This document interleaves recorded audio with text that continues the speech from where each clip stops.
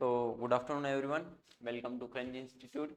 तो आज हमारा अगला सेशन स्टार्ट होगा जिसमें मैं आपको 6th क्लास के टैलेंट टेस्ट से कुछ क्वेश्चन पेपर करूंगा। इससे पहले भी मैंने एक क्वेश्चन पेपर कल कराया था, आज हम दूसरा करेंगे। तो यहाँ पर हमारा पहला क्वेश्चन है, 56 से स्टार्ट होता है, ठीक है। क्या हो रहा है, 2 मिनट रुकना।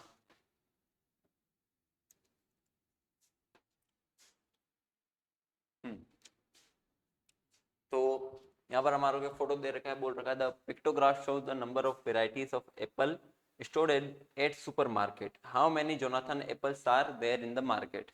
मतलब हमें एक पिक्चर दे रखी है, इस पिक्चर में हर एप्पल्स की वेराइटीज दे रखी है और सिंबल रिप्रेजेंट करते हैं 10 एप्पल्स, मतलब एक सिंबल में 10 एप्पल्स है।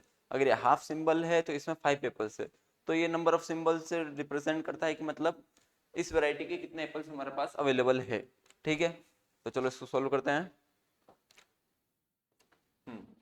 तो हमें how many Jonathan apples are there in the market, Jonathan apples तीन, 3 तो हमें फुल सिंबल्स बता रखे हैं और एक हाफ सिंबल बता रखा है। हाफ सिंबल का मतलब होता है 5 एप्पल्स और फुल सिंबल में 10 एप्पल्स है, यानी 3 जो है यहाँ से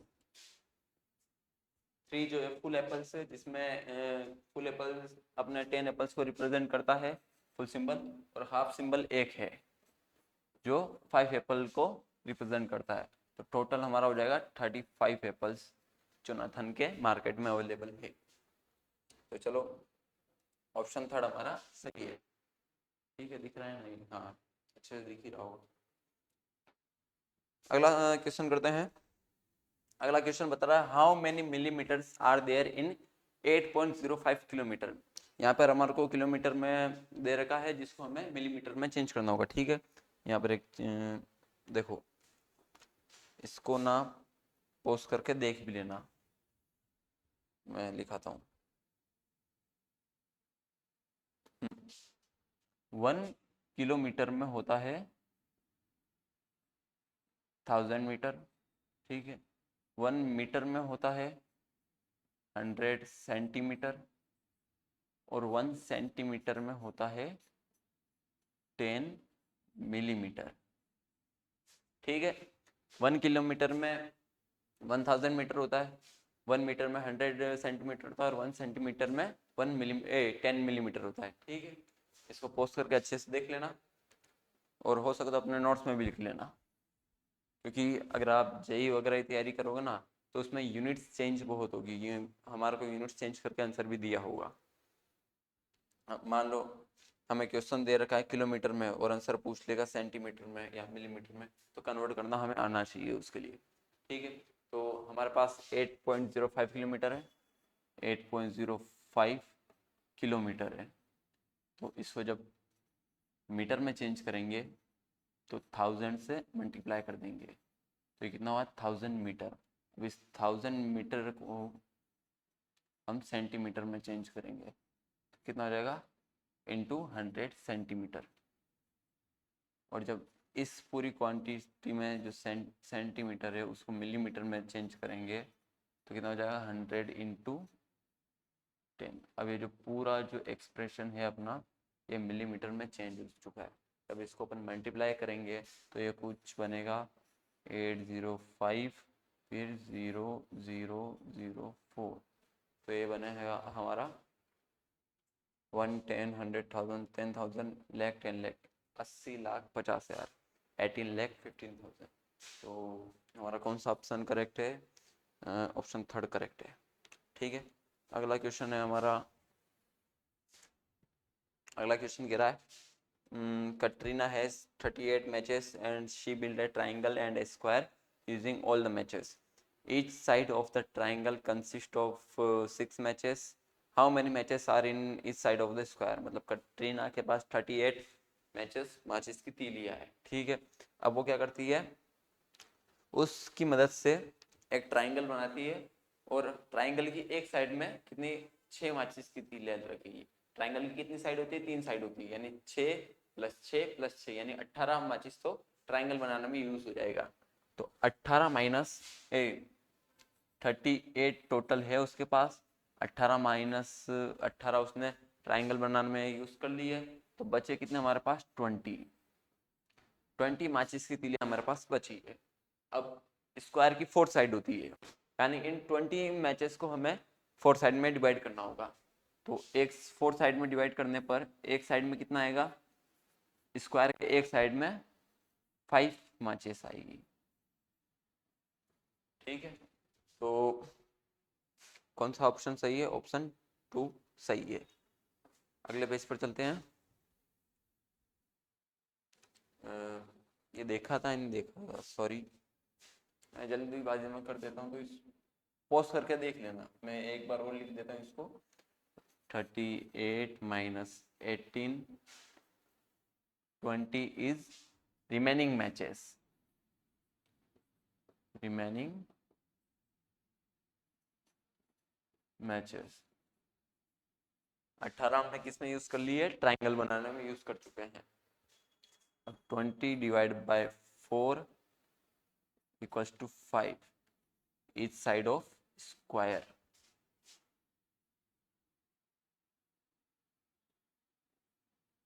स्क्वायर कंटेन। ठीक है, तो इसको पॉज करके देख लेना।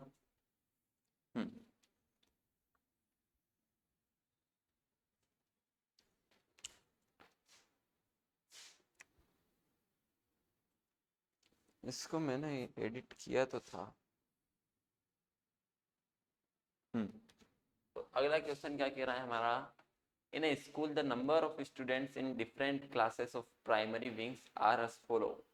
ठीक है, if the pictograph is drawn by using the symbol of circle representing 6 students, then answer the following question।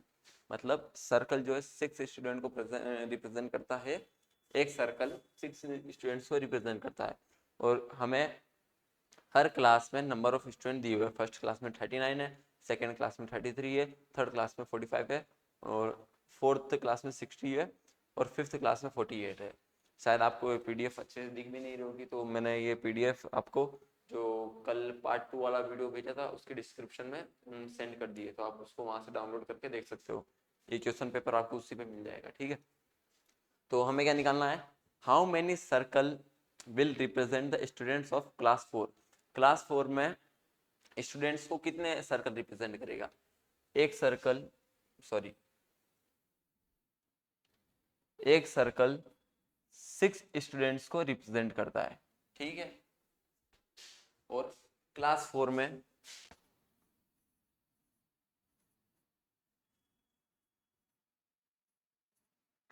कितने स्टूडेंट्स है, 60 स्टूडेंट्स। हम क्या करेंगे, 60 डिवाइड बाय 6 कर देंगे, जिसकी वजह से कितने सर्कल रिप्रेजेंट होंगे वो हम बता देंगे। 60 डिवाइड बाय 6 डिवाइड क्यों करा है, क्योंकि एक सर्कल 6 स्टूडेंट को रिप्रेजेंट करता है। तो कितने सर्कल्स मिलेंगे हमें, 10 सर्कल्स। तो पहला का हमारा आंसर है 10। सेकंड क्वेश्चन है, how many circle will represent the student of class 1। ठीक है, क्लास 1 के लिए, क्लास 1 के लिए कितने स्टूडेंट्स है क्लास 1 में, 39। 39 को हम 6 से डिवाइड करेंगे तो ये कुछ आएगा 6.5। 6.5 यानी 6 तो पूरे सर्कल होंगे और एक हाफ सर्कल होगा, यानी 6.5 सर्कल हमें रिप्रेजेंट होंगे। यहाँ पर लिख देता हूँ मैं 6.5। थर्ड हमसे पूछा है, how many circle will represent total number of students in A classes. मतलब इन सभी क्लासेस में टोटल जितने भी स्टूडेंट्स हैं उनको कितने सर्कल रिप्रेजेंट करेंगे। तो ये फोर्थ पहला क्वेश्चन था, सेकंड क्वेश्चन था, पहला मैं मिटा रहा हूँ। ठीक है, इसको पॉज करके देख लेना। तो ऑल स्टूडेंट्स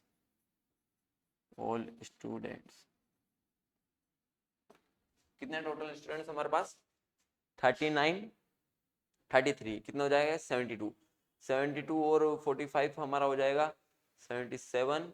117 और 60 हो जाएगा 177 177 और 8 185 185 40 325 325।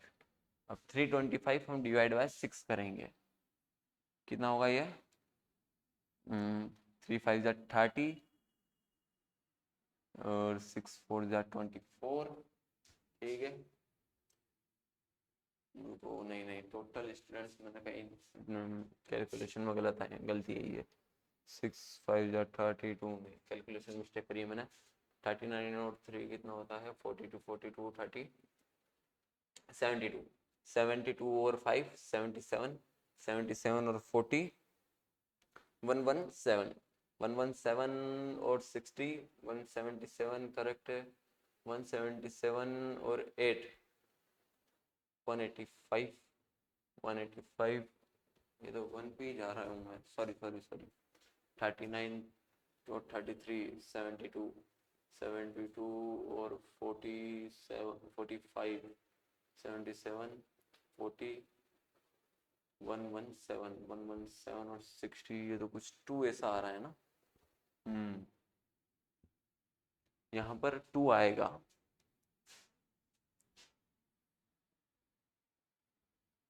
टू 25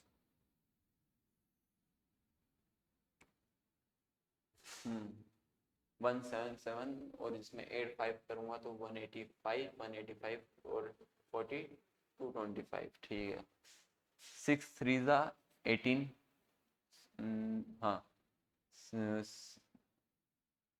6 3 जा 18 45 6 9 जा 54।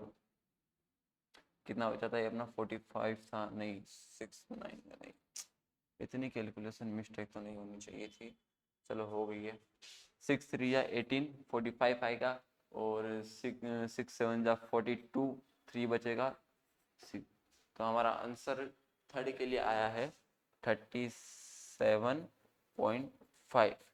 तो हमारा कौन सा ऑप्शन सही है 10 6.6 नहीं गलत 10 6.5 37.5 37.5। तो सेकंड ऑप्शन हमारा सही है। इसमें इतनी गलतियां होनी नहीं चाहिए थी पर हो गई, चलो क्या करें, गलतियां तो सबसे होती है ना।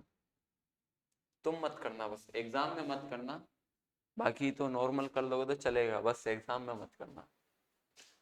Bye how much is angle A is bigger than angle B. तो 60 वाला क्वेश्चन हमारा बता रखा है, हमें एक ट्राइंगल दे रखा है। ठीक है, यहाँ बना देता हूँ मैं ट्राइंगल, हाँ बनाए। अबे ये ऐसा क्यों बन रहा है।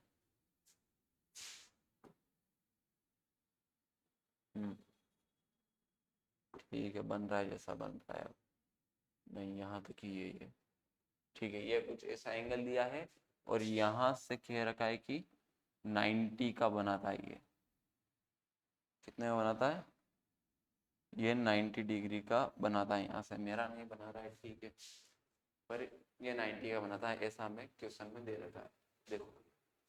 और ये है हमारा बी, ये है सी, ए। हमें क्या निकालना है, हमें ये निकालना है कि ये ए बी ये दे रखा है हमें 45 डिग्री और ये दे रखा है 27.5।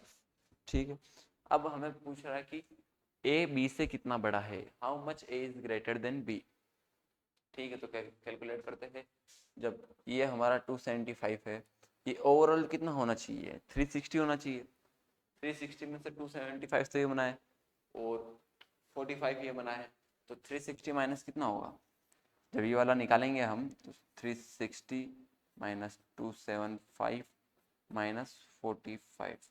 जब इसको करेंगे तो 360 माइनस 280 280 और 40 320, तो ये हमारा बनेगा 40 डिग्री।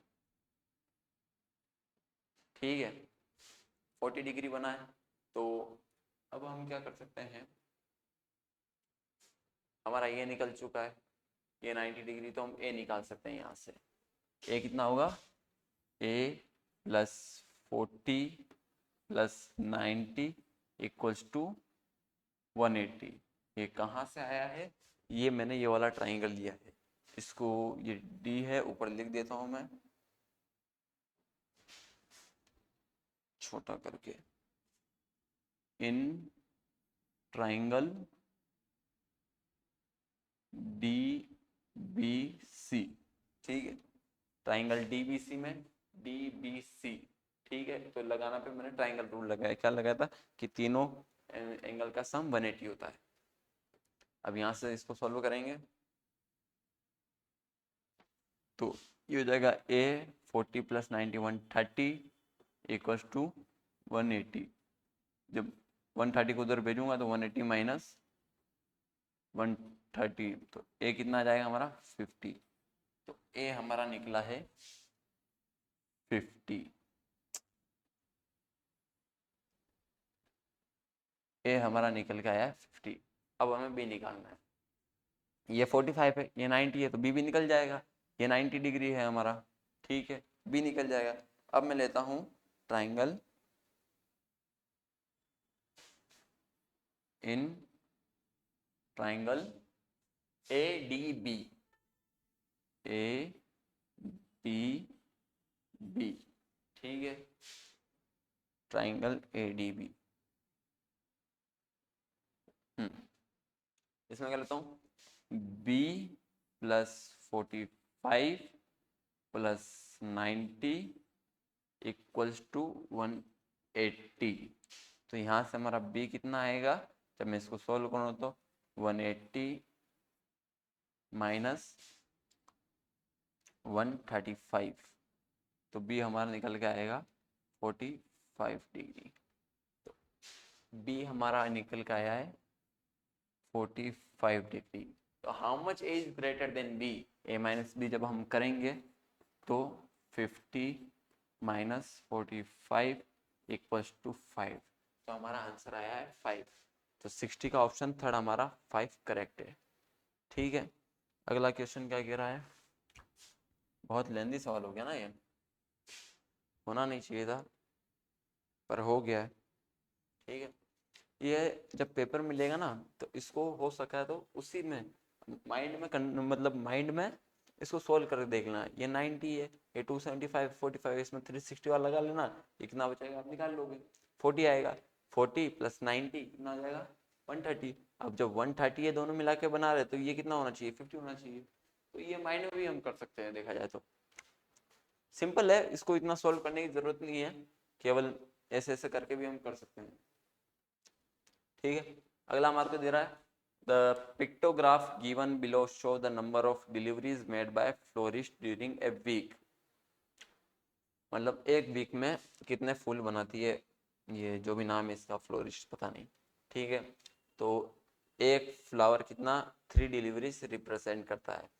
तो विच 2 days have a total of 18 deliveries, मतलब इस फर्स्ट वीक मतलब 1 वीक में कौन से 2 दिन का जब हम फ्लावर्स को सम करेंगे, है ना, तो वो 18 डिलीवरीज बताएगा। मतलब ओवरऑल हमें 2 days का 18 डिलीवरीज कौन कौन सा हमारा हो रहा है, ठीक है। तो हम ऑप्शन में से चेक कर लेते हैं। ऑप्शन में पहला ऑप्शन क्या, मंडे और ट्यूसडे। मंडे ये रहा, ट्यूसडे ये रहा, कितने फ्लावर्स इसमें, मंडे में 3 है और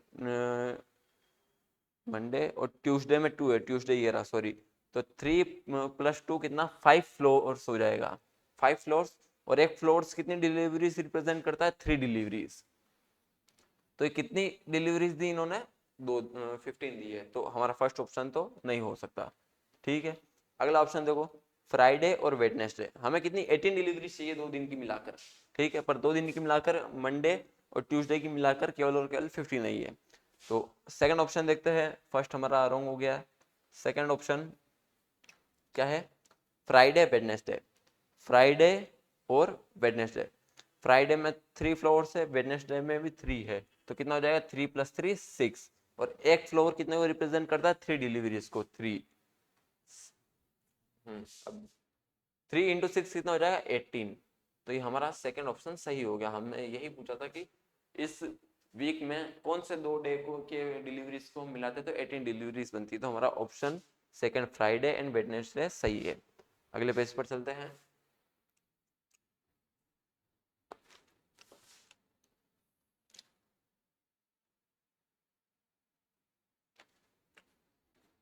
The average rainfall in UK, Japan and Australia is shown in the figure in autumn the lowest rainfall is in।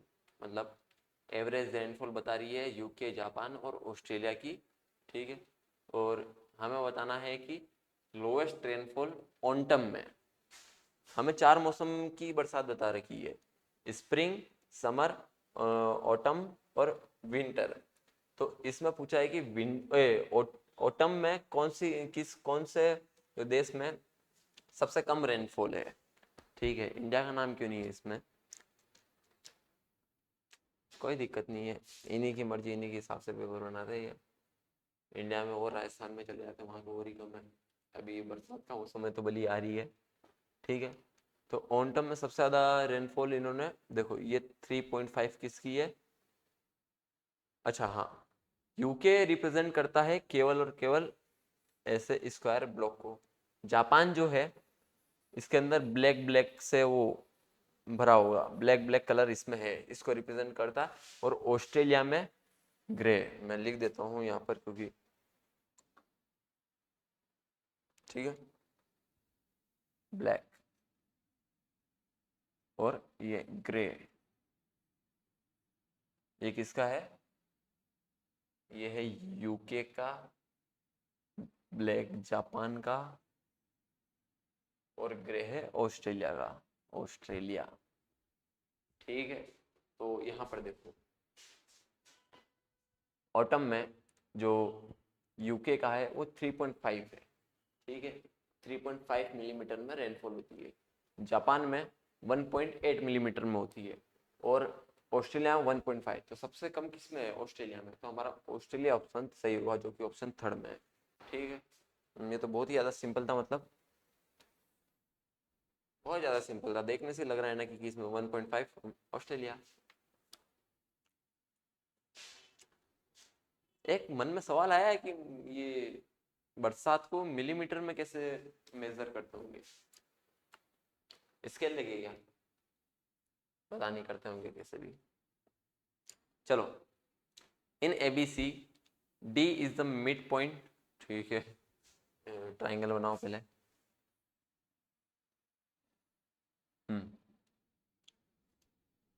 In ABC D is the mid point of BC, ये A B C, ठीक है। D is the mid point of B C, ठीक है, अच्छे होगी, ठीक है। D is the mid point of B C, G is the centroid of triangle, तो जी इसका सेंट्रोइड है। आप लोगों को नहीं दिख रहा होगा, ये भी दिक्कत ही है, ठीक है।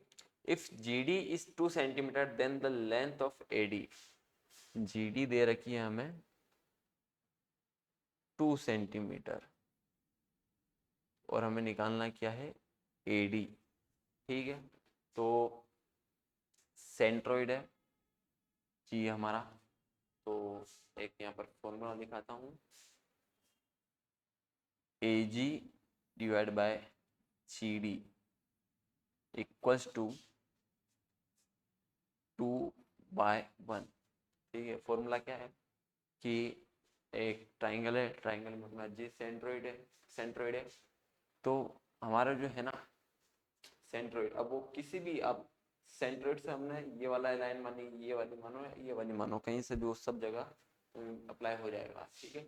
तो हमारा जो एजी होगा, एजी मतलब एक कोने से लेकर सेंट्रोइड की जो लेंथ होगी, और जो जीडी यानी मतलब एक क्या कहते हैं साइड से सेंट्रोइड की जो लेंथ होगी, उनका जो रेशियो आएगा वो 2/1 आएगा।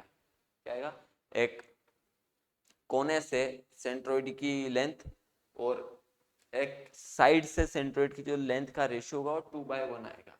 इसको पोस्ट करके ट्राइंगल की जो प्रॉपर्टीज होती है वो करके लिख लेना, ठीक है। तो अब यहाँ पर हम वैल्यू डालते हैं। AG हमारा ये है, GD 2 1, सॉरी ये तो यहाँ लिख दिया था मैंने। GD की वैल्यू हमें कितनी दे रखी है, 2 ऑलरेडी दे रखी है क्वेश्चन में। इफ GD इज 2 सेंटीमीटर, तो यहाँ लिख देते 2, क्रॉस मल्टीप्लाई करेंगे, AG इक्वल्स टू 4 आ जाएगा। अब हमें टोटल AD की लेंथ पूछिए, तो AD इज इक्वल टू क्या है, AD is equal to AG plus GD। AG हमारा निकल के आया 4, GD हमें दिया है 2, तो आंसर होगा 6 ऑप्शन में है। हाँ, 63 का ऑप्शन 2 हमारा सही है, जो कि 6 है। एक बार इसका आंसर भी देख लेता हूँ, थोड़ा कंफ्यूज हो रहा है मेरे को, है ना। कौन सा है, 63 का हमारा कौन सा ऑप्शन है, 2, 63 का 2, 63, हाँ 63 का हमारा सेकंड ऑप्शन सही है। ठीक है, मैंने आंसर सीटी हटा दी।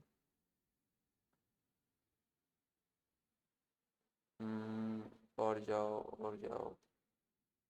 अब ठीक है।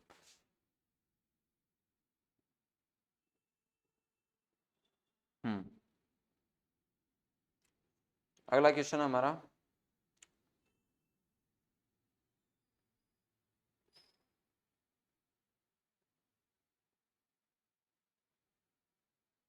क्या कर रहा हूँ मैं, हाँ ये आपको नोट करने के लिए बताया मैंने, पॉज करके इसको नोट कर लो आराम से। ठीक है, आराम से, क्या जल्दी करना, यूँ नहीं कि आराम की कह दिया है तो नोट कर लो, फिर बाद में मोबाइल चला लो, आराम से, बहुत आराम कर लिया। ठीक है, ठीक है यार, 6th क्लास में इतनी भी क्या पढ़ाई करनी है, थोड़ा बहुत क्वेश्चन पेपर सॉल्व कर दो, काफ़ी है। 2 ग्रुप्स, 64 वाला कर रहा हूँ मैं, 64। ठीक है, 2 groups consisting of 108 students and 56 students participating in sports meet. In how many rooms can all these students be accommodated at the minimum if all the rooms must have equal number of students and no two students in a room are from different group। मतलब बता रखा है कि 2 group है, एक में 108 students है और एक में 156 स्टूडेंट्स है। अब हमें मिनिमम इतने रूम लेने हैं कि मैक्सिमम स्टूडेंट उसमें हम रख सके, और किसी भी एक ग्रुप में, किसी भी एक रूम में दो मतलब डिफरेंट ग्रुप के नंबर, डिफरेंट ग्रुप के स्टूडेंट नहीं होंगे, मतलब एक ही ग्रुप के स्टूडेंट होंगे हर रूम में। ठीक है, तो इस टाइप के क्वेश्चन को पहले अपन को क्या करना है, मिनिमम रूम निकालना है। तो मिनिमम रूम के लिए हम मिनिमम रूम जिसमें मैक्सिमम स्टूडेंट्स हम रख सके, तो देखा जाए तो ये क्वेश्चन आप लोगों के लिए मतलब बहुत बड़ा दे दिया है, टफ भी दे दिया है, पर है सिंपल ही। HCF करना है इसमें, और कुछ नहीं करना है। HCF किसका करना है, 108 का और 156 का। तो जब HCF हम करेंगे तो इसका HCF क्या आएगा, 256, 28, 14, 7, 1, इसका क्या आएगा, 56 का जब मैं करूँगा 7, 8, 36, 18, 9, 3, 1। ठीक है, तो जब इसका एलसीएम करेंगे तो कितना, 2 इंटू 2 इंटू 2 इंटू 2, क्योंकि ये 2 ही आपस में मिल रहे हैं, है ना। कितना हो गया, 2 2 4, 4 2 8, 8 2 16। ठीक है, 16, तो 2 में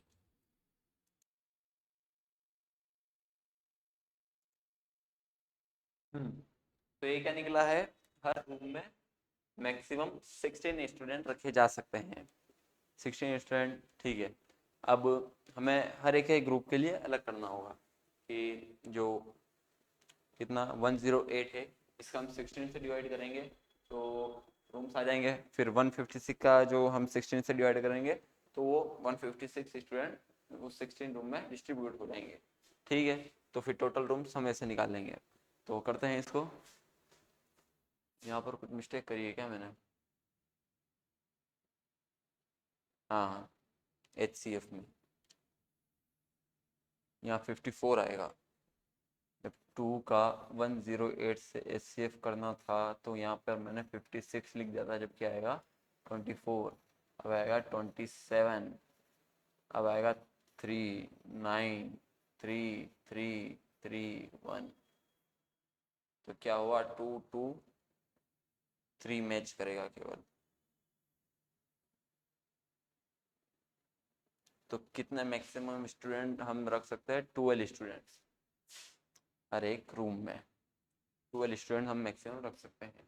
अब 12 का जब हम 108 से डिवाइड करेंगे, 108 से डिवाइड करेंगे तो 12 9 जा 108। तो मतलब ग्रुप ए के लिए 9 रूम्स है जिसमें 12 स्टूडेंट रखे जाएंगे और कोई दूसरे ग्रुप का बंदा नहीं होगा। ठीक है, अगले ग्रुप में कितने स्टूडेंट है? 156। 156 है, तो जब हम इसका 12 से करेंगे तो 12 1 जा 12 36 12 3 जा 36, यानी इसमें 13 रूम्स हम टोटल 13 रूम्स अलॉट होंगे ग्रुप बी के लिए, जिसमें कितने स्टूडेंट है? 156। तो टोटल कितने रूम्स हो गए? 9 + 13 21। तो हमारा कौन सा ऑप्शन सही है? ये 9 + 13 तो 22 होगा। सॉरी, तो ये है हमारा ऑप्शन फर्स्ट करेक्ट है। ठीक है, अगला क्वेश्चन क्या है? अगला क्वेश्चन है 65। Arrange the following integers in ascending order. Ascending order मतलब नंबर्स को बढ़ते हुए क्रम में हमें सेट करना होगा। तो सबसे छोटा क्या है इसमें? माइनस का 207। माइनस का 207 सबसे कम आएगा। ठीक है, फिर क्या है? माइनस का 33। माइनस का 33। फिर क्या है? माइनस का 9।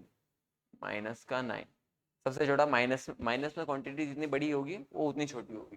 ठीक है, तो 207 क्वांटिटी ज़्यादा थी पर माइनस में, तो ये सबसे छोटा होगा। अगला नंबर क्या है अपना?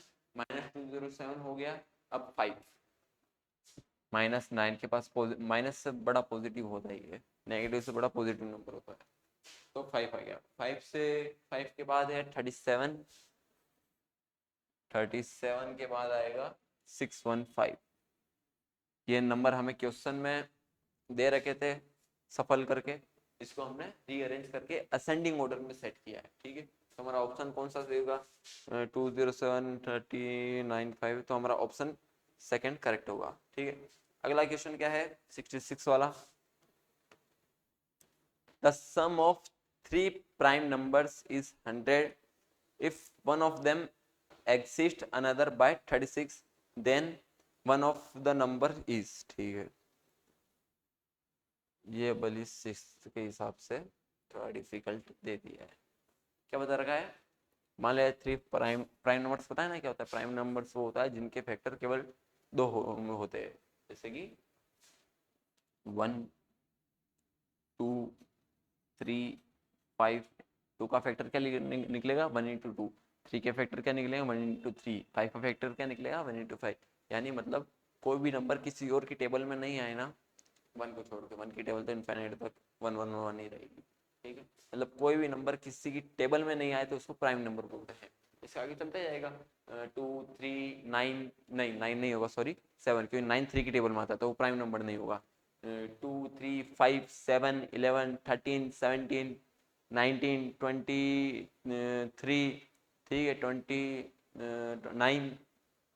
तो अब इसमें एक चीज देखने लायक है, केवल अगर प्राइम नंबर पूछा जाए कि एक कोई इवन प्राइम नंबर बताओ, तो केवल 2 होगा। 2 के अलावा कोई भी इवन नंबर प्राइम नहीं होगा, बाकी सब ओड होंगे। क्योंकि अगर कोई इवन नंबर होगा, मान लो 22 या 24, तो ये 2 की टेबल में आ जाएंगे, पर 2 ही अकेला एक ऐसा इवन नंबर जो 2 के 1 के अलावा किसी मतलब किसी टेबल में नहीं आता है, केवल 2 की टेबल में आता है, 2 1 जा 2। तो केवल इवन इवन प्राइम नंबर एक ही है, क्या है 2। इसके बाद सारे इवन नंबर है। और हमें क्या बताया गया है कि 3 प्राइम नंबर का सम 100 है। ठीक है, अब 3 प्राइम नंबर, अभी मैंने बताया कि ज्यादातर सारे इवन नंबर होंगे, तो 3 इवन नंबर सॉरी ज्यादातर सारे प्राइम नंबर्स ओड नंबर्स होंगे। अब 3 ओड नंबर्स का सम 100 कभी भी नहीं हो सकता है। ट्राई करके देखें। मान लो 47 किसी टेबल में नहीं आता है, 49 किसी की टेबल में नहीं आता है, और मान लेते हैं कि 3, जब मैं इनका सम करूंगा तो ये कितना हो जाएगा 50 50 49 99। मतलब प्लस करने पर 3 ओड नंबर का सम करने पर ओड ही आया है। 100 क्या है, इवन है। और नंबर ट्राई कर लेते हैं। 1 + 5 + 7 कितना हो जाएगा 13। यहाँ पर मैंने 3 ओड नंबर प्लस करे हैं और 13 आया है, ओड ही आया है। तो मतलब 3 ओड प्राइम नंबर्स तो नहीं, ये 3 ओड प्राइम नंबर्स तो नहीं हो सकते, क्योंकि अगर 3 ओड नंबर्स तो नहीं होता तो इनका सम कभी भी इवन नहीं होता।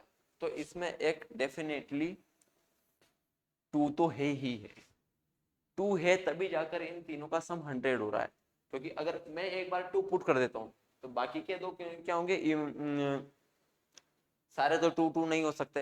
अगर 2 2 2 हो जाएगा तो 6 होगा, यानी एक तो 2 है, 2 है तो बाकी के दो बचे क्या होंगे, ओड प्राइम नंबर होंगे। ओड प्राइम नंबर कुछ भी हो सकते हैं वो, उनका सम करने पे। यानी मान लेते हैं बी हमारा 2 है, तो क्या हो जाएगा a + 2 + c = 100। 2 कैसे आया, 100 का सम होने के लिए इन तीनों में से एक का 2 होना जरूरी है ही है, क्योंकि 3 ओड नंबर्स का सम कभी भी 100 नहीं हो पाएगा, ये हमने देखा है।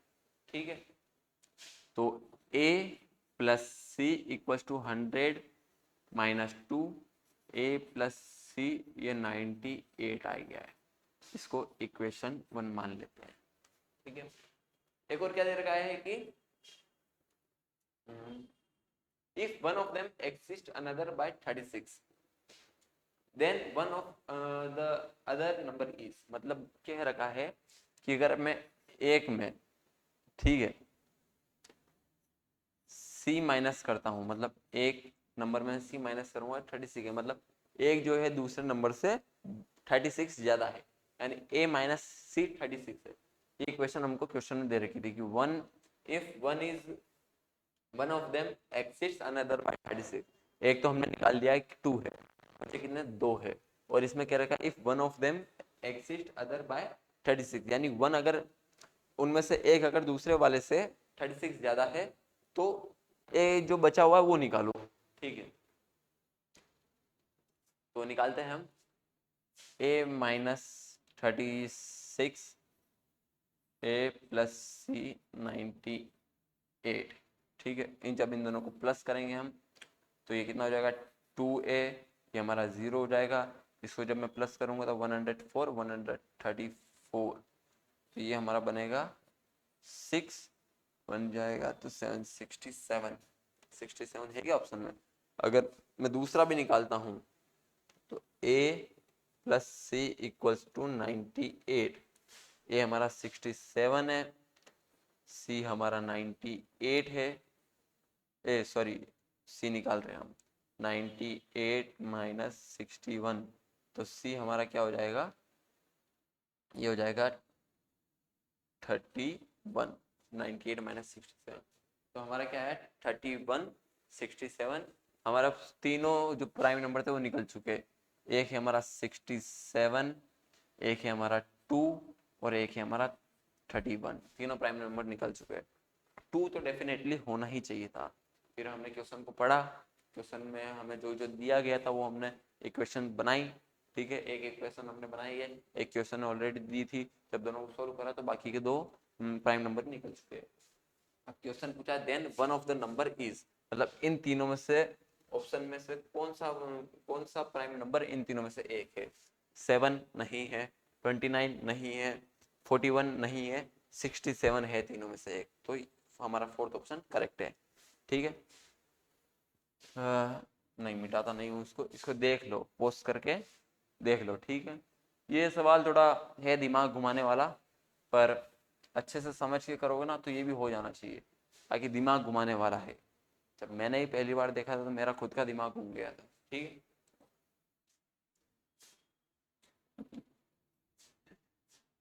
द एब्सोल्यूट वैल्यू, हाँ ये सिंपल है, ठीक है।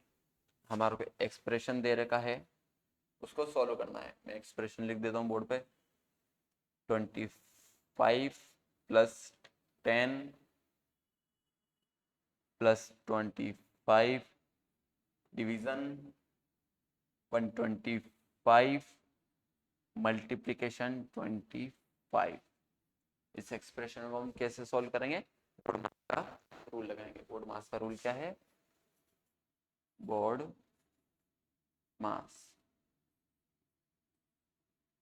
सबसे पहले हम ब्रैकेट को सोल्व करेंगे, ठीक है, ये तो ऑफ है। फिर हम डिवीजन को सोल्व करेंगे। डिवीजन की स्पेलिंग सही लिख रहा हूँ ना? हाँ यही होनी चाहिए, समझ जाना बस, स्पेलिंग गलत हो उससे मैटर नहीं करता है, बस समझ जाना। मल्टीप्लिकेशन, एडिशन और सब्ट्रैक्शन, ठीक है। सबसे पहले हम ब्रैकेट को सॉल्व करेंगे, फिर डिवीजन को सॉल्व करेंगे, फिर मल्टीप्लिकेशन को सॉल्व करेंगे, एडिशन को सॉल्व करेंगे, फिर सब्ट्रैक्शन को सॉल्व करेंगे। अगर मल्टीप्लिकेशन और डिवीजन दोनों एक साथ दिए हुए तो हम लेफ्ट हैंड साइड से राइट हैंड साइड तक सॉल्व करते जाएंगे, ठीक है। इसको देख लो एक बार, कहीं लिखने का मन हो तो लिख लेना, वरना ऐसे ही छोड़ देना, ठीक है। ब्रैकेट को सॉल्व करें, 25 माइनस ये 35 हो जाएगा, ठीक है, ये था ना।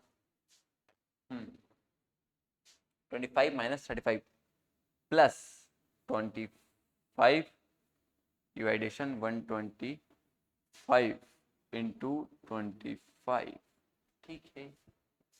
अब जब मैं इसको सोल्व करूंगा क्या आएगा? ये हमारा बनेगा 10, ये 10 ही बनेगा ना, माइनस का 10 प्लस इसको जब सॉल्व करूंगा तो ये बनेगा हमारा 1/5। क्यों बनेगा? लेफ्ट हैंड साइड से राइट हैंड साइड की तरफ जा रहा हूँ मैं। 25 डिवाइड बाय 125 इंटू 25, ठीक है। तो 25 5 या 25 होता है। अभी यहाँ क्या बचा? 25 मल्टीप्लीकेशन में इसको जब काटा तो ये 5 बना, minus 10 plus 5 equals to minus का 5। आंसर हमारा फर्स्ट ऑप्शन माइनस का 5 करेक्ट है, ठीक है। अगले पेज पर चलते हैं। इसको थोड़ा सेट कर देता हूँ मैं। ग्राफ दे रखा है हमें, ग्राफ से हमें वैल्यू देख लेनी होगी, आप लोगों को शायद दिखेगी, तो उसके लिए मैंने पीडीएफ शेयर कर दी है, देखना आपका काम है। मैंने मेरा काम शेयर करना कर दिया है, अब आपको समझना है तो आपको जाके देखनी होगी, ठीक है। The bar graph shown in figure shows mister Basu. Basu नाम भी बड़े अजीब गरीब लगते हैं लोग, बासु, ठीक है। मिस्टर बासु मंथली एक्सपेंडिचर, मतलब इसमें बता रखा है कि मिस्टर बासु महीने में कितना खर्च करते हैं, ठीक है। Read the bar graph carefully and the answer the question, ठीक है। उनका मंथली जो खर्च होता है वो बताया गया है इसमें। कितना बताया गया है? फूड का 5000, हमें निकालना क्या है? फाइंड मिस्टर बासूस मंथली एक्सपेंशन। अब किन किन पे उनका खर्च होता है? फूड पर होता है, एजुकेशन पर होता है, रेंट पर होता है, पेट्रोल पर होता है, इलेक्ट्रिसिटी पर होता है। बाहर रहोगे तो इन सब पर होगा, फूड पर होगा, कॉलेज पर, कॉलेज में पढ़ोगे, जब आईआईटी में पढ़ोगे आप लोग, आईआईटी में होगा, ठीक है। वहाँ रहोगे तो रेंट देना होगा। अगर आप घूमने के लिए बाइक लेते हो तो बाइक में पेट्रोल भी डलाना पड़ेगा, और इलेक्ट्रिसिटी जो शायद रूम के साथ भी होगा, फैन एसी जो भी आप चलाओगे तो इलेक्ट्रिसिटी भी देना पड़ेगा, ठीक है। उसका इलेक्ट्रिसिटी का महीने का एक्सपेंशन है, इलेक्ट्रिसिटी का मंथली एक्सपेंशन है। यहाँ पर ग्राफ में देखूं तो यहाँ पर 1000 2000, मतलब 1000 के 2 ब्लॉक्स है, मतलब 2 ब्लॉक्स पर हमें 1000 बता रखा है, यानी एक ब्लॉक का कितना हो जाएगा? 5000।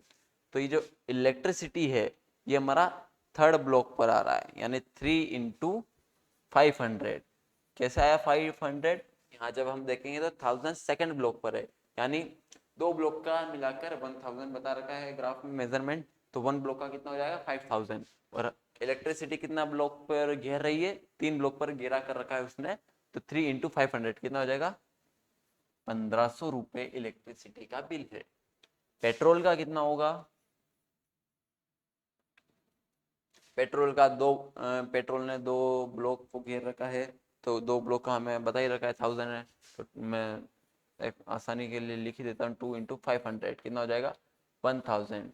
तो 1000 गाड़ी की पेट्रोल का खर्चा है। रेंट का रूम काफी महंगा है, रेंट तो देखो रेंट कहाँ तक जा रहा है, पूरे 9 ब्लॉक, मतलब 4000 तक तो जा ही रहा है, 4000 के बाद एक ब्लॉक और है, यहाँ पर देख सकते हो 4000 तक ये गया है यहाँ, ठीक है। इसके बाद केवल एक ब्लॉक बचा है, यानी जो रेंट है रूम का, शायद एसी वाला ले रखा होगा, तो 4000 तक तो गया ही है, प्लस एक ब्लॉक और घेर रखा है, ठीक है। तो कितना हो जाएगा 500, तो इसको जब प्लस करेंगे तो 4500। अब क्या बचा? एजुकेशन। एजुकेशन जो आज के टाइम में खतरे में है, ठीक है। एजुकेशन का हमें साफ साफ बता रखा है कि 3000 तक जा रहा है ग्राफ में, तो एजुकेशन का खर्चा है 3000। एजुकेशन सस्ती भी है और खतरे में भी है। काम हमारा है कि इस खतरे को हम झेलते हैं या सहन करते हैं। फूड,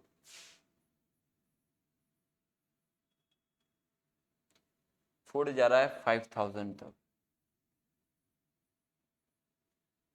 आप लोग भी वगैरह वीडियोस वगैरह तो देख ही रहे होंगे कि मतलब एजुकेशन के लिए प्रोटेस्ट वगैरह चल रहे हैं, तो कैसे क्या हो रहा है उसमें। आप लोगों की उम्र अभी कम भी है, आप इतना इन चीज़ों में इतना ध्यान मत देना, पढ़ाई में ध्यान देना। जब बड़ा हो जाओ तब आप कुछ कर सको, तब एजुकेशन के लिए कुछ अच्छा कर लेना। आगे के लोग कैसे उससे फर्क नहीं पड़ता, बस हम अच्छे लोग बने, हम अपना काम अच्छे से करें, ठीक है। तो अभी छोटे इन बातों में ध्यान मत देना, ठीक है। पढ़ाई में ध्यान दो, जब ध्यान देने लायक हो तब देना। तो कितना हो जाएगा total? 1500 plus 1000 plus 4500 plus 3000 plus 5000, कितना हो जाएगा total expansion? Total equals to 4000, 9000, 9000 और 6000 कितना हो जाएगा 15000। मतलब मंथली का जो एक्सपेंशन है वो 15000 है। कहाँ है? Option second 15000 is correct. अब देखो, नहीं नहीं सही है। तो 15000 महीने का खर्चा है, ठीक है। आपके ऊपर डिपेंड करता है, आप ज़्यादा भी कर सकते हो, है ना।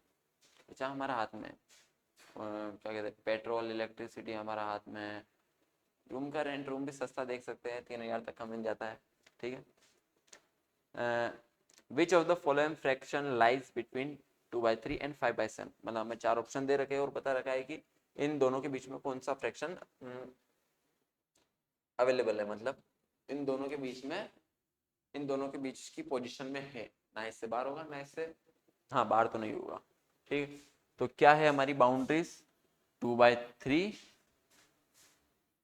5/7, ये कितना होगा 0.66, ये कितना होगा 7 7 जा 49 पॉइंट लगा कर आएगा, ठीक है।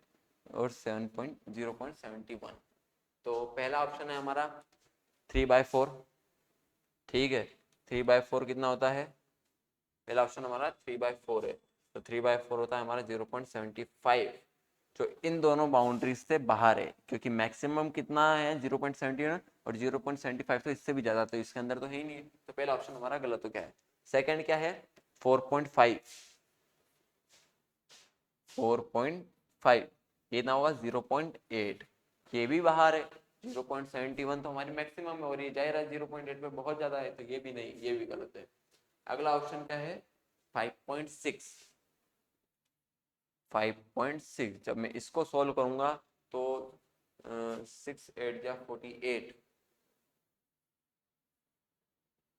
6 8 या 48 और 1 आएगा तो 81। तो नन ऑफ दिस है क्या? मैं सही तो कर रहा हूँ ना? 2.3 का 0.66, 7 7 या 49 और ठीक है 29, 3/4 का ये था 28 2 ठीक है, 5 8 या 40 ये भी ठीक है। जब इस पे लगा है तो 6 8 या 48 होता है ना? हाँ 6 8 या 48 होता। तो मेरे ख्याल से नन ऑफ दिस इसका आंसर है। 69 का fourth option none of this इसका आंसर है। हम चेक भी कर लेते हैं कौन सा है ये 69 69 69 69 का fourth option none of this सही हमारा करेक्ट आंसर था। ठीक है, अगला क्वेश्चन है हमारा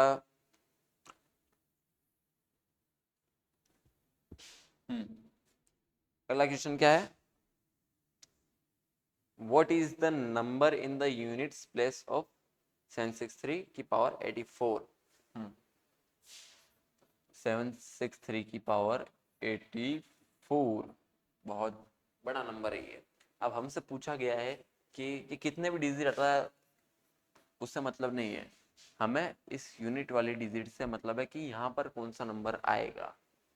ठीक है, अब क्या करने बैठोगे? सोचो एक बार थोड़ी देर के लिए, कैसे करोगे इसको? क्या इसका पूरा वो पावर निकालने लग जाओगे कैलकुलेटर लेके? 763 इंटू 763 इंटू 763 कैलकुलेटर जवाब देगा कि भाई मुझे नहीं पता है ना? वो खुद ही एक बार के लिए पता नहीं ई में कुछ आंसर देने लग जाएगा। तो मुझे खुद को ई का मतलब पता नहीं, आपको शायद पता भी हो सकता होगा। ठीक है, तो यहाँ पर हमें देखना होगा लास्ट में क्या है 3। ठीक है, तो हम स्टार्टिंग तो 3 से ही होगी क्योंकि मैं 3 का मल्टीप्लाई 3 से करूंगा है ना?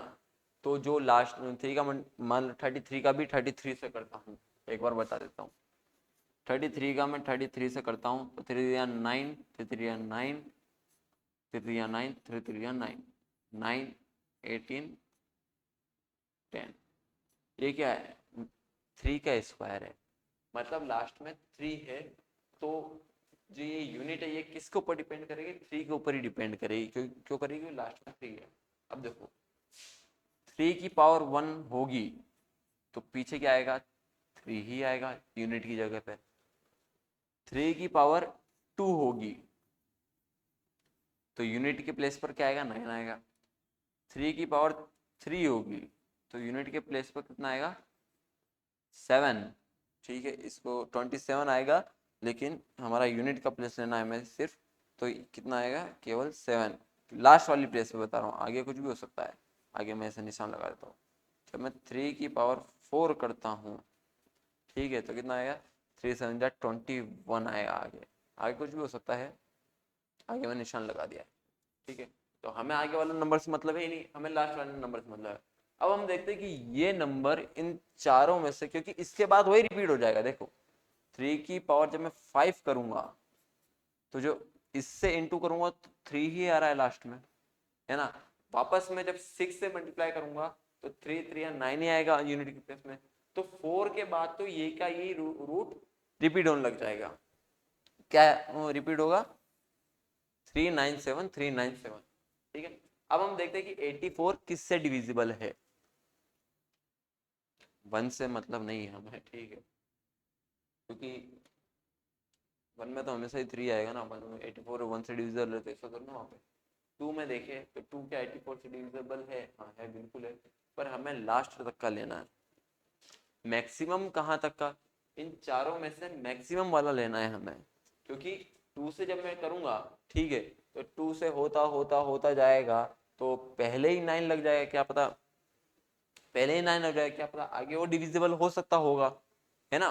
मैं अगर 2 से डिविजिबल कर दूंगा 84 को तो कितना आएगा? 48। 48 आएगा तो 48 के हिसाब से मेरा आंसर क्या आ जाएगा? 9 आ जाएगा कि हाँ 2 से डिविजिबल हो रहा है तो यूनिट प्लस 9 हो गए। पर आगे भी वो डिविजिबल हो रहा है और हम कहाँ तक? 84th पावर तक जा रहे हैं, तो हम आगे बढ़ते जा रहे हैं। तो हमें कहाँ से सबसे लास्ट से नीचे स्टार्ट करना होगा। अगर 4 से डिविजिबल है तो लास्ट में 1 आएगा। 4 से डिविजिबल नहीं होने के बाद अगर 2 से होता है तो फिर 9 आएगा वहां।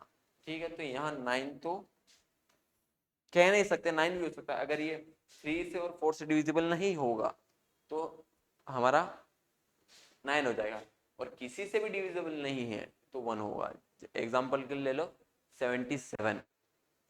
77 पावर किसी इससे भी डिविजिबल नहीं, 2 से डिविजिबल नहीं है, 3 से भी डिविजिबल नहीं है, 4 से भी डिविजिबल नहीं है, केवल 1 से है। तो हमारा आंसर क्या आएगा उसका, उसकी पावर जब 77 बार हम करेंगे तो उसका आंसर लास्ट में 3 आएगा, है ना। तो देखते हैं 4 से डिविजिबल है क्या ये, हाँ है। 84 को जब हम 4 से डिवाइड करेंगे तो हमारा आंसर आएगा 4 2 8 21। 4 से डिविजिबल है ये। कहाँ से, लास्ट से स्टार्ट करना होगा। क्यों करना होगा, क्योंकि हम आगे बढ़ते जा रहे हैं। पहले मैं 2 भी डिवाइड कर सकता था, पर आगे और भी डिवाइड हो रहा है, तो हमें तो लास्ट की पावर निकालनी है ना। अगर मैं यही कर देता, बीच में ही कर दिया है मैंने, आगे बढ़ा ही नहीं। तो 4 से डिविजिबल है 21। 4 से डिविजिबल अगर ये नहीं होता, मान लो 86 होता, तो 2 वाला सही होता। 2 से डिविजिबल 86 हो जाता और फिर लास्ट में 9 होता। पर यहाँ पर क्या आएगा, 1। 1 क्यों आएगा, क्योंकि ये 4 से डिविजिबल है। तो हमारा आंसर यहाँ पर 71 का 1 होगा। लास्ट में एक, चलो यार मिटा दिया मैंने, आंसर 1 है। एक बार इसको अच्छे से देख लो पोस्ट करके, ठीक है। नहीं समझ में आया तो दोबारा देखना, पर आ तो जाएगा। और नहीं आता है फिर तो फिर चैट जीपीटी करना, क्योंकि चैट जीपीटी ना, चैट जीपीटी मैथ्स वाली चीज़ों में गलती बहुत कम, चैट जीपीटी गलती करता है पर बहुत कम करता है। ऐसे सवाल में वो अच्छे से बता देगा। कोई भी क्वेश्चन अगर समझ में नहीं आ रहा हो ना, किसी भी टीचर से, हो सकता है मेरे से भी समझ में नहीं आ रहा होगा, और होते बहुत सारे टीचर जिनसे हमें समझ में नहीं आता है, तो आप चैट जीपीटी कर लो। आपके टाइम पे चैट जीपीटी अवेलेबल है, स्कैन करो, फोटो खींचो, उसका अपलोड कर दो, क्वेश्चन पूछ लो, बता देगा आराम से। हमारे टाइम पे चैट जीपीटी था ही नहीं, तो हमारे को गूगल में पता नहीं कहाँ कहाँ ढूंढना पड़ता था। आपके टाइम पे चैट जीपीटी है, अच्छा यूज लो उसका, ठीक है।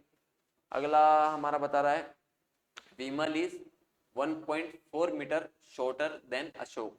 ठीक है, जो विमल है वो गुटका है, मतलब हाइट में छोटा है। छोटी हाइट वाले बुरा मत मानना, क्वेश्चन बता रहा है उस हिसाब से बता रहा हूँ ना मैं, तो आपको थोड़ा ना कुछ कह रहा हूँ। तो विमल जो है अशोक से 1/4 मीटर छोटा है। इफ विमल इज 1/3/8 टोल, मतलब विमल की हमें हाइट दे रखी है और अशोक की निकालनी है। विमल की कितनी है 1/3/8। जब मैं इसको सोल्व करूंगा तो 8 1 जा 8 और 8 + 3 11 डिवाइड बाय 8। क्या करा है मैंने, 8 को 1 से मल्टीप्लाई करा है, 8 आया है, फिर उस 8 को 3 से प्लस कर दिया तो कितना 11/8 आया है। ठीक है, तो हमें विमल की हाइट मिल चुकी है 11/8। अब क्या बता रखा है कि विमल इज शॉर्टर देन अशोक। कितना छोटा है अशोक से, 1/4। मतलब अगर अशोक को मैं 1/4 माइनस करता हूं तो विमल की हाइट मिल जाएगी, है ना। देखो मैं हूं 6 फुट का, ठीक है। मेरे यहाँ पर एक कितना 5 फुट 5 इंच का एक लड़का होगा। अगर उसकी हाइट मेरी हाइट से माइनस हो जाए तो मेरा ये वाला पोर्शन बचेगा। अगर मैं यही पोर्शन उसमें ऐड कर देता हूँ तो वो 6 फुट का बन जाएगा, मेरे बराबर हो जाएगा। तो वही चीज मैंने यहाँ करी। अगर मेरे में से ये पोर्शन मैं हटा देता हूँ, मतलब मान लो कोई मेरे को यहाँ से काट दे, काटना है नहीं, ठीक है, जिंदा मेरे को भी रहना है। अगर कोई मेरे को यहाँ से या फिर नीचे से इतना पोर्शन काट दे तो मैं भी उसके बराबर आ जाऊंगा, ठीक है। तो मैंने क्या करा, अशोक में से 1/4 काट दिया है, तो कितना विमल की हाइट विमल के बराबर हो चुका है जब। और विमल की हाइट कितनी है 11/8। यहाँ पर वैल्यू पुट कर देता हम, 1/4 equals to 11/8, A equals to 11/8 plus 1/4। तो ए क्या आएगा हमारा, एलसीएम लेंगे तो 8 ही आएगा। 2 का मल्टीप्लिकेशन करूंगा कितना है 11 + 2 13 डिवाइड बाय 8। तो ये अशोक की हाइट निकल गई है। अब हमें आंसर डेसिमल में दे रखा है तो डिवाइड करना होगा, डिवाइड करते हैं। ऐसा कर लेना। 8 1 जा 8, 5.0, 8 6 जा 48, 48, 2 फिर 0 आएगा, 8 2 जा 16, 4 फिर 0 आएगा, 8 5 जा 40। तो हमारा आंसर आया है 1.625। कहाँ पर है? फोर्थ ऑप्शन हमारा सही है। देख लो इसको अच्छे से, ठीक है। ये इक्वेशन मैंने जो क्वेश्चन में दे रखी थी वो बताइए, खुद को काट कर बताइए मैंने, ठीक है। तो इसको समझ लेना अच्छे से, पोस्ट करके देखो, खुद से करना। 11 है, ठीक है। हो सकता है आपको बहुत सारा कुछ तो समझ में ना भी ना आ रहा हो, मैं राइटिंग ही ऐसी है, क्या करेगा, ठीक है। तो पोस्ट करके खुद से करके देखना, समझ में आ जाएगा। तो अगला क्वेश्चन हमारा क्या कह रहा है? अगला क्वेश्चन नेक्स्ट पेज पर है। वाह, बुक्स दे रखी है इसमें। In a bookstore, the number of books sold in a week is shown in figure. The difference of books sold on Monday and Friday is। इस टाइप के क्वेश्चन अपन पहले भी शायद 2 कर चुके हैं, है ना। एक फ्लोर वाला करा था और एक कौन सा करा था याद नहीं आ रहा, पर शायद 2 कर चुके। और इससे पिछले वाले वीडियो में भी हम कुछ क्वेश्चन इसका सोल्व कर चुके हैं, ठीक है। तो इसको आप देखो एक बार, क्वेश्चन को खुद से सोल्व करो, क्योंकि पहले मैं करा चुका हूँ 2 इससे, ठीक है। तो इतना भी आलस मत करो कि सारा मैं ही कर लूँ, थोड़ा खुद से करो। इसको पॉज करो आराम से और करो खुद से। नहीं होता तो मैं तो कर ही रहा हूँ, देख लेना उससे। टूट तो नहीं है, मेरे माथा आ जाएंगे, ठीक है। देख लो, हो गया। अब मैं कर रहा हूँ, ठीक है। 73 का the difference of books sold on Monday and Friday is. Monday और फ्राइडे में जितने भी बुकें बिकी है उसका डिफरेंस कितना वो निकालना है, ठीक है। ये बुक का सिंबल दे रखा है और एक सिंबल रिप्रेजेंट करता है 7 बुक्स को, यानी एक सिंबल में 7 बुक्स है। मंडे के अंदर कितने सिंबल्स है? 6 सिंबल्स है टोटल, 1 2 3 4 5 6। और फ्राइडे के अंदर कितने सिंबल्स है? 1 2 3 4, यानी कितने सिंबल्स का डिफरेंस है?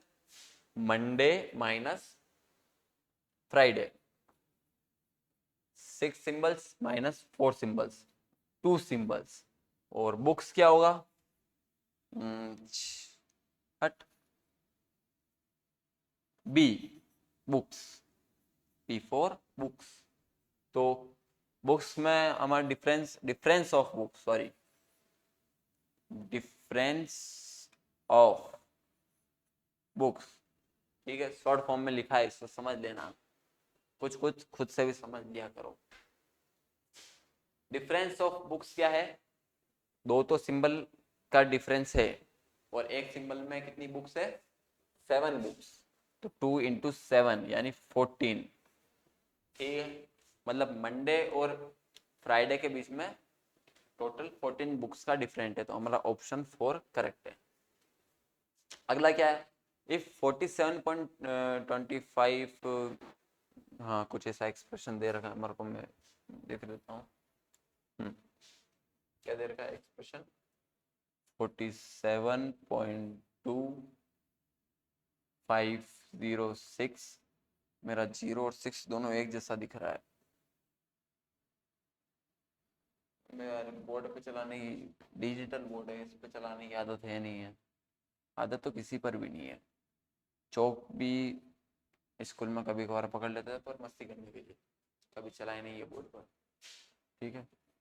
4a plus 7 divide by b plus 2c plus 5d plus 6c। जब मैं स्कूल में था तो ये सोचता था, जब मेरे को वो चीज़ समझ में नहीं आती थी तो मैं सोचता था शायद इस टीचर को समझाना नहीं आता, मतलब पढ़ाना नहीं आता। अब पता चल रहा है पढ़ाना आता है उनको, बस पढ़ाने का वो तरीका अलग होना चाहिए।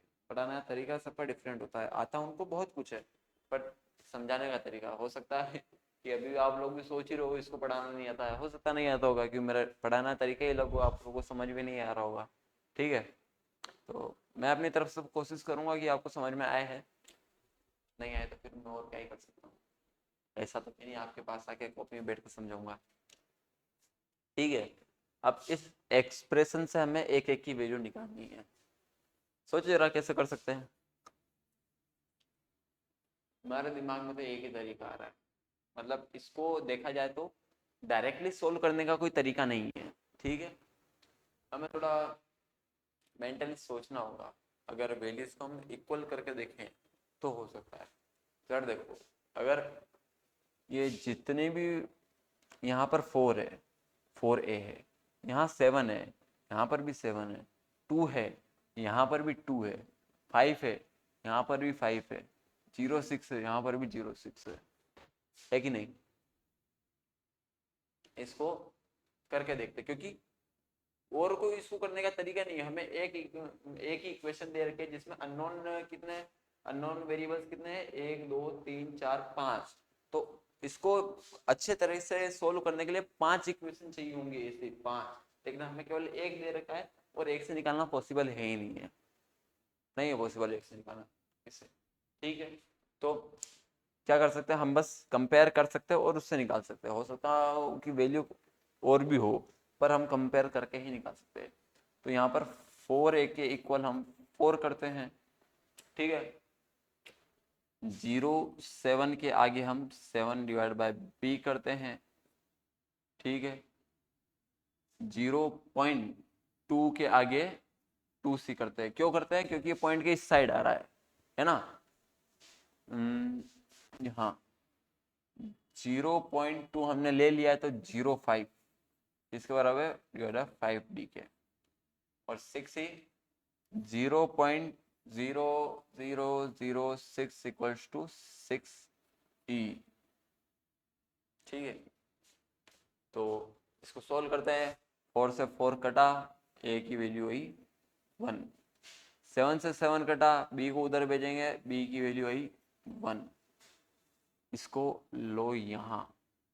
ठीक है, 2 से 2 कटा, c की वैल्यू कितनी आई 0.1, 1 का जब मैं 10 से डिवाइड करूँ तो 0.1 आएगा। इसको मैं हटाता हूँ तो क्या आएगा 100। 5 से 5 या क्रॉस मल्टीप्लाई करूँगा तो d हमारा उधर जाएगा और 100 हमारा सामने आया, तो d की वैल्यू ही 100। इसको मैं हटाऊंगा तो 1 0 0 0 0, 6 से 6 गया, तो e की वैल्यू क्या आई है 0.0001। हाँ, ये है ये।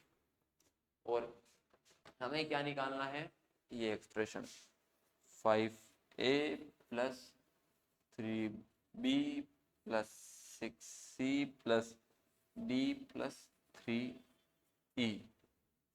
a की वैल्यू क्या है 1, 5 इंटू 1, b की वैल्यू 1 है 3 इंटू 1, 6 की वैल्यू 0.1 है 0.1, c की वैल्यू 0.1 है, d की वैल्यू 100 है, e की value 0.0001।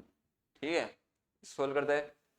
5 plus 3 plus 0.6 plus 100 plus 0.0003 कितना होगा ये 5 3 8, 8 और 100 108, 108 पॉइंट ये 6 आएगा, फिर यहाँ 003, तो हमारा आंसर आया 108.6003।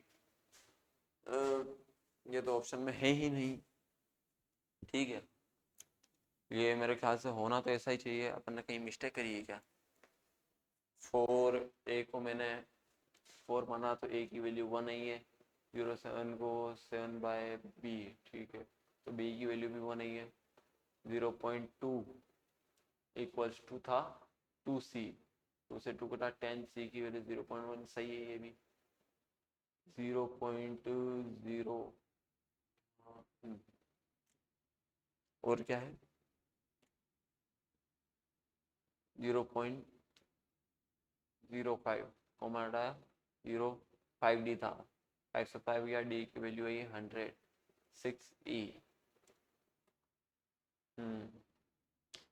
6e का 0.0000, e की वैल्यू कितनी है? 0.0001।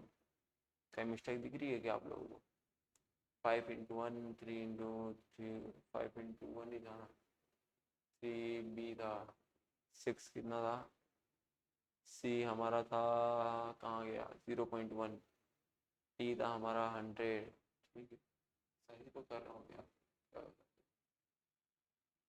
अरे हाँ हाँ हाँ हाँ हाँ, यहाँ पर 40 आएगा शायद।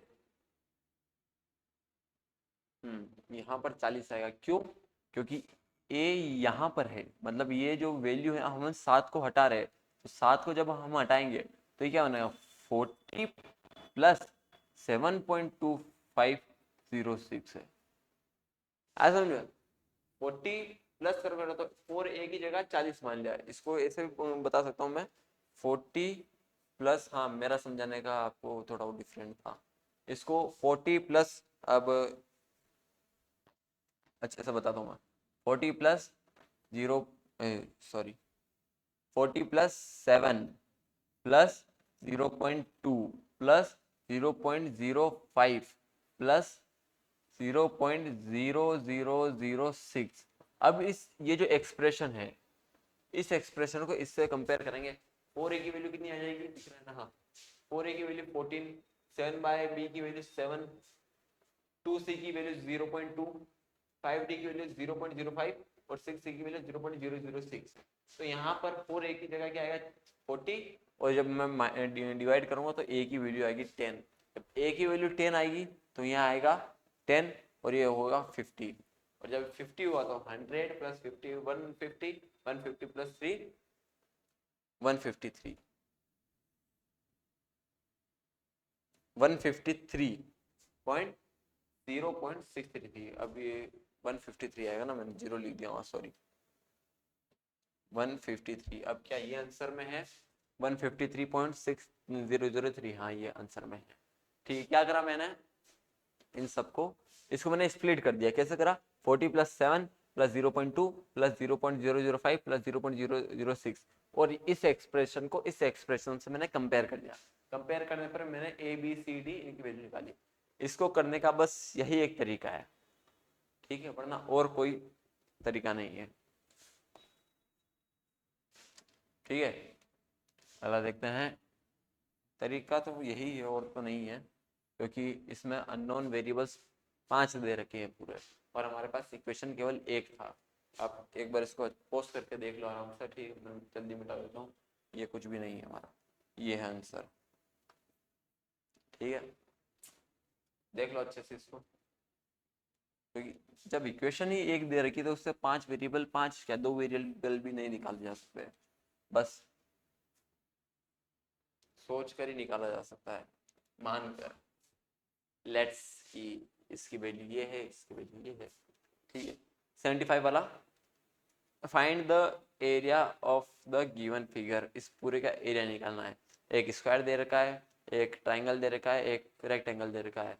ठीक है, स्क्वायर का जो इस साइड है वो स्क्वायर की साइड की वैल्यू 4 है, तो ट्राइंगल की हाइट की वैल्यू है 3, और जो कि ये ट्राइंगल अपने स्क्वायर के ऊपर बना हुआ है तो इसका बेस भी 3 ही होगा, 4 होगा, क्योंकि स्क्वायर की जो साइड है उसकी लेंथ 4 है, और उसी के ऊपर ट्राइंगल बना हुआ है तो बेस कितना होगा? 4 ही होगा। ठीक है, और जब हाँ, बेस इसका 4 है, बाकी ये कुछ भी हो सकती है। ठीक है, रेक्टेंगल दे रखा है, रेक्टेंगल की भी जो हाइट है, एल एच लिख देता हूँ, रेक्टेंगल की हाइट है 1.2, और एल बी यानी बेस किसकी? रेक्टेंगल की 7.2। अरे यार 7.2। तो स्क्वायर का एरिया क्या होगा? स्क्वायर का एरिया होगा साइड इंटू साइड, मतलब है ना, साइड कितनी है? 4 है, 4 इंटू 4 हमारा हो जाएगा 16। ट्राइंगल यहाँ लिख देता हूँ, area of square, area of triangle ठीक, कितना होगा 1/2 हाइट इंटू बेस। ट्राइंगल का फॉर्मूला क्या होता है 1/2 हाइट इंटू बेस। हाइट क्या है, ये हमारी हाइट है, ये बेस है। ठीक है, इसको नोट कर लो, करना चाहो तो याद रख सकते हो तो याद रख लो। ठीक है, जिसमें तुम कंफर्टेबल हो वो कर लो। ठीक है, अब कंफर्टेबल का मतलब सोना है, सोने में सब कंफर्टेबल हो तो सो नहीं जाना है। ठीक है, तो हमारी बेस कितनी है ट्राइंगल की 4, हाइट कितना है 3, तो 2 से 2 गया, ये हमारा आया 6 ट्राइंगल का एरिया। अब रेक्टेंगल का निकाल देते हैं।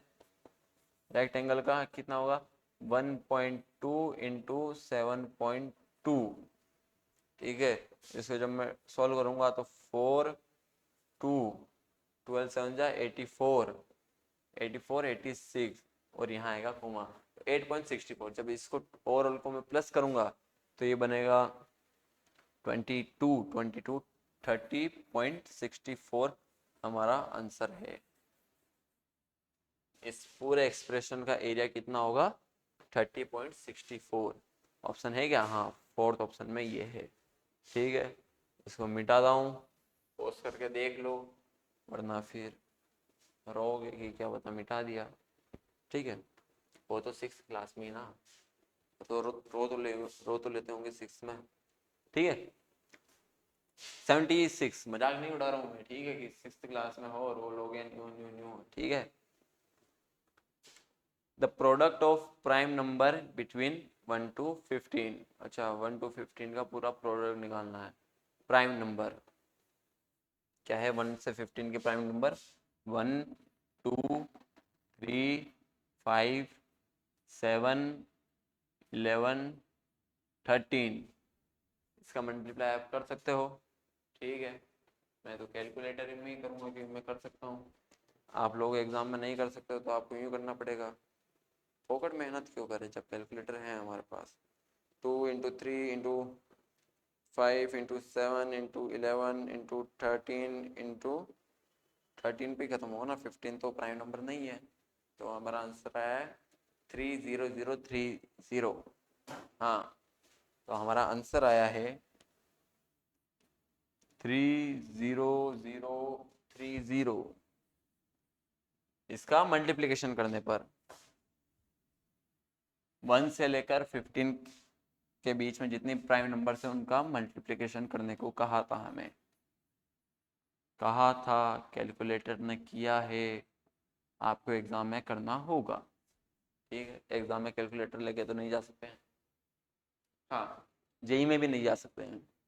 कॉलेज वगैरह में आप कैलकुलेटर यूज कर सकते हो, पर उसमें नहीं जा सकते हो आप। ठीक है, तो ये हमारा ऑप्शन फर्स्ट करेक्ट होगा।